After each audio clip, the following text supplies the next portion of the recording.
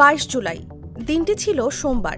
এদিন কোটা প্রথা সংস্কার করে আদালতের নির্দেশ অনুযায়ী তৈরি করা প্রজ্ঞাপন অনুমোদন দেয় তৎকালীন প্রধানমন্ত্রী শেখ হাসিনা।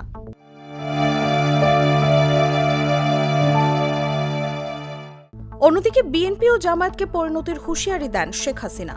তবে স্বাভাবিক অবস্থা ফিরে পাওয়ার আশা প্রকাশ করেন সেনাপ্রধান।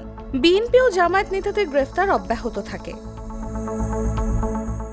এদিকে কমপ্লিট শাটডাউন 48 ঘন্টার জন্য স্থগিতের ঘোষণা দেয় কোটা আন্দোলনের অন্যতম সমন্বয়ক নাহিদ ইসলাম। এই সময়ের মধ্যে তারা 4 দফা দাবির বাস্তবায়ন দেখার জন্য সরকারকে আলটিমেটাম দেন।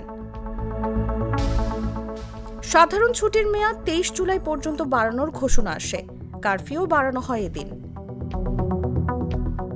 এদিন সংঘর্ষে আরও 13 জন নিহতের খোঁজ পাওয়া যায়। তাদের মধ্যে 5 জন ঢাকা মেডিকেল কলেজ হাসপাতালে চিকিৎসাধীন অবস্থায় মারা যান। সব মিলিয়ে মৃতের সংখ্যা দাঁড়ায় 187 জনে। এছাড়াও 5 শতাধিক ব্যক্তিকে গ্রেফতারের খবর আসে। তাসলিমা তিথি, জাগো নিউজ।